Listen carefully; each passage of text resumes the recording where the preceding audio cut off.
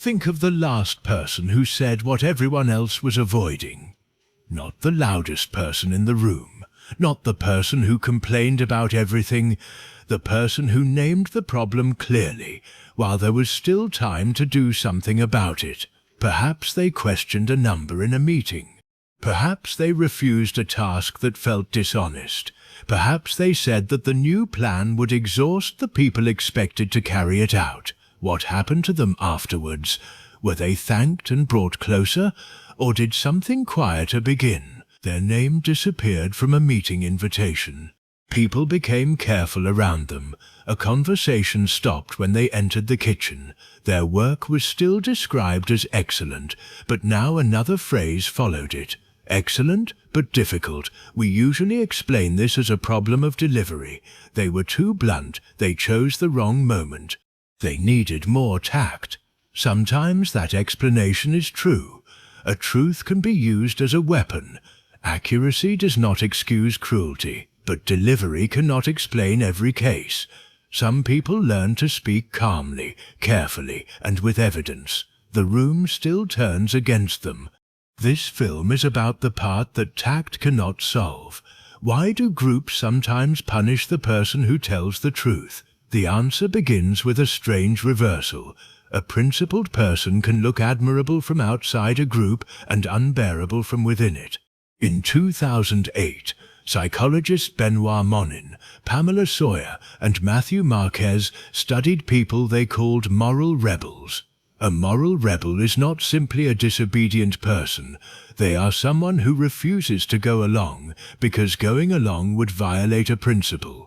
Across 4 studies, participants faced uncomfortable choices.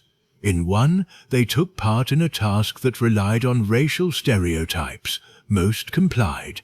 A smaller number refused on principle. When uninvolved observers looked at the person who refused, they preferred them. From a distance, courage was easy to admire, but the people who had already completed the same task reacted differently. They liked the principled refuser less. The person had not changed. Their refusal had not changed. Only the position of the person doing the judging was different. From outside the situation, the refuser was a hero. From inside it, they were a threat. This distinction matters whenever a group labels someone as awkward, disloyal, or impossible to work with. If the same person seems brave to an outsider and difficult to an insider, the difficulty may not live entirely inside the person. It may live in the relationship between their choice and ours. To understand that relationship, we need a mirror. In 1954, psychologist Leon Festinger proposed social comparison theory. We do not judge ourselves in isolation, we look sideways. Am I generous, competent, brave, hard-working? There is no gauge on the body that tells us.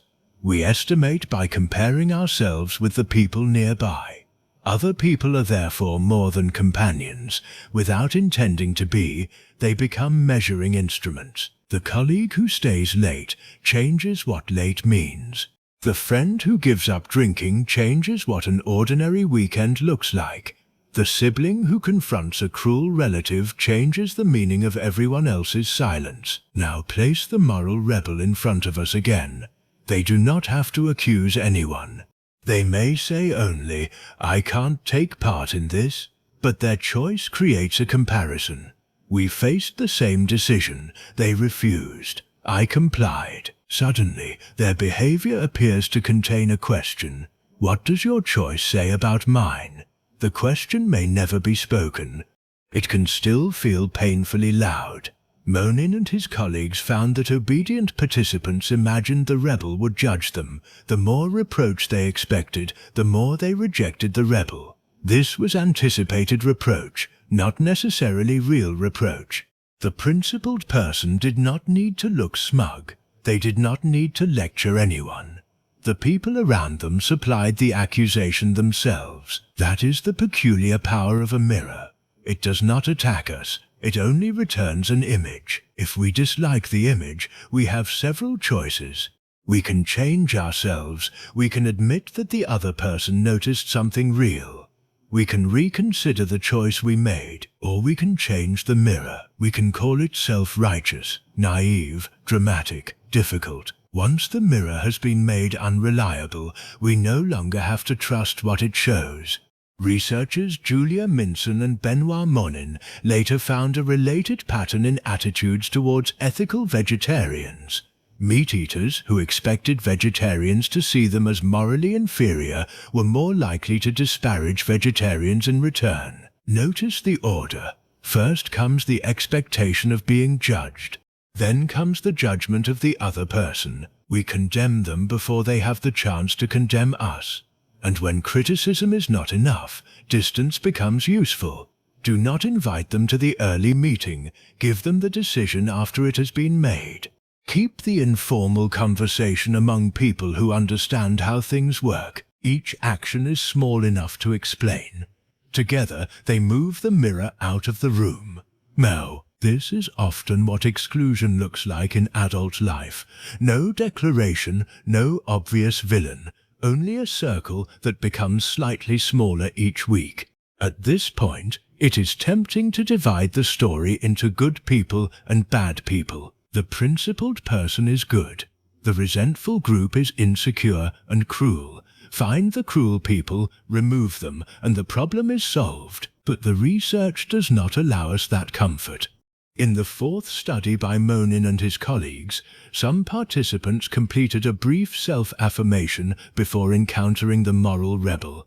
They reflected on a value or quality that mattered to them, something that steadied their sense of who they were. That small change reduced the rejection of the rebel. The rebel behaved in the same way. The ethical issue was the same. What changed was the ground beneath the observer. When people felt less threatened in themselves, they no longer needed to push the mirror away. This suggests that rejection is not always a considered attack. Often, it is a defensive reflex. The reflex later becomes a sentence. There is something about her. He does not understand the culture. She is technically right, but the sentence sounds like an observation about them. It may be a defense of us. The mirror explains why moral courage can produce discomfort, but groups reject more than moral rebels. Sometimes they reject the person who simply contributes too much. In 2010, psychologists Parks and Stone studied groups playing a public goods game. Each person could contribute resources to a shared pool. The group benefited when people contributed. An individual could also keep more for themselves and still enjoy what everyone else created. As expected, people wanted to remove selfish free riders, the members who gave little and took what they could. But that was not the surprising result. Groups also wanted to remove unusually unselfish members, people who contributed a great deal and claimed very little in return. The generous member helped the group, yet some participants wanted them gone. Follow-up studies ruled out a simple explanation that the generous person merely seemed confused or unpredictable. Two other explanations remained. Some participants thought the generous person was breaking the group's unwritten rules. Others felt that the generous person was creating an unwanted standard. If everyone normally contributes 5 feels respectable. When one person contributes 15, the meaning of 5 changes. Yesterday's normal begins to look selfish. The generous person has raised the price of belonging without asking permission. This gives us a second kind of mirror. The first reflects character. What kind of person was I when I complied? The second reflects standards. What will now be expected of me because of what you did? Together they explain why groups can punish people at both ends. The person who gives too little threatens the group's outcome. The person who gives too much threatens the group's comfortable definition of enough. Groups do not defend only their values, they also defend their equilibrium. This is why being useful is not always enough to make someone welcome. A person can improve the work and disturb the agreement about how much effort the work should require. A person can expose a risk and disturb the agreement not to look at it. A person can tell the truth and disturb the agreement that silence is normal. The group may prefer a poorer result to a more demanding standard. In a workplace, these reflexes gain formal language. Discomfort becomes performance feedback. Threat becomes a concern about fit. Exclusion becomes a sensible reorganization. In 2012, management researcher Ethan Burris examined how managers respond to employee voice. His work included data from 281 managers in a restaurant chain, along with 2 experiments. He distinguished between 2 kinds of voice. Supportive voice defends or improves the existing direction. It says, in effect, "Here is how we can help this plan succeed." Challenging voice questions the existing direction. It says, "Something important about this plan needs to change." Managers responded more favorably to supportive voice. Employees who used challenging voice were more likely to receive lower performance evaluations, and their ideas were less likely to be endorsed. This does not mean every manager punishes every disagreement. It means that the direction of a person's speech can color how their competence is judged. Before the content is fully considered, another question may have been answered. Is this person supporting my position or unsettling it? The more serious the challenge, the harder it can be to separate the message from the threat it creates. The result is one of the most expensive phrases in organizational life. Excellent but difficult. The first word records the person's value. The second records the discomfort produced by that value. In a review meeting, the discomfort can become more vivid than the work. Stories are gathered. Their tone, their timing, the meeting where they would not let something go. No single story proves much.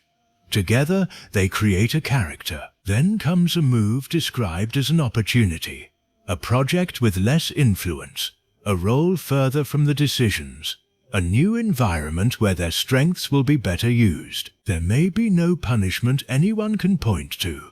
The inconvenient voice simply travels farther from the center. Eventually, the person learns that speaking changes nothing except their own prospects. They stop offering what they can see. Their body remains at work. Their judgment leaves first. Later, when they resign, the group calls the departure unexpected. Let us put the pieces together. The people who complied protected their image of themselves. The public goods players protected the group's ordinary standard.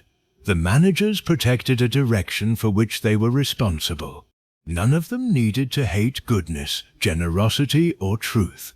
They only needed to protect something that those qualities made less comfortable. That is how a group can sincerely agree that a person is right and still arrange life so that the person disappears.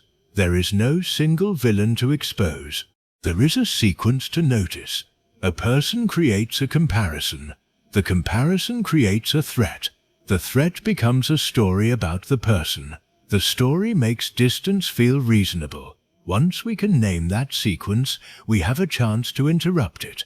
If you are currently the person outside the circle, begin with what the first experiment showed. The same person rejected by participants was admired by observers. Your current position is not a complete measurement of your worth. It may be a measurement of what your presence makes this particular group feel. That does not mean every criticism is false. It does mean that endless self-correction may never solve a problem whose source is relational. There is still room to design how truth arrives. Instead of making the listener choose immediately between their identity and your message, give the problem somewhere else to stand. Not, "You are ignoring the risk," but, "What would we need to see to know this risk is under control?" Not, "This plan is dishonest," but, "What promise are we making here, and can the evidence support it?" Not, "Everyone else is afraid to say it," but, "I may be missing something. Can we examine the assumption together?" This is not a request to make truth smaller. It is a way of turning the mirror slightly, so the first thing it reflects is a shared problem rather than a threatened self. And if you are inside the circle, there is a different task. Think of someone who is technically right, but somehow exhausting. Do not force yourself to like them. Do not assume their delivery is perfect. Ask one narrower question before moving them away. What exactly is being threatened? Is it the quality of the work, the safety of the group, or the story I prefer to tell about my own choice? Would an outsider find this person difficult or brave? Are they asking too much, or have they revealed how little we quietly agreed to ask of ourselves? You do not need to answer immediately. Defensive reflexes are fast. Understanding can afford to be slower. Wait one night before excluding them from the next conversation. Return to the claim after the feeling has settled. Separate the cost of the message from the discomfort of receiving it. Perhaps the person is wrong. Perhaps they are right in an unusable way. Perhaps the group truly cannot follow them. But if they are a mirror, moving them away will not change what they showed. It will only ensure that the room becomes easier to live in and harder to see clearly. Every group eventually depends on someone willing to disturb its peace. One day, that person may be you.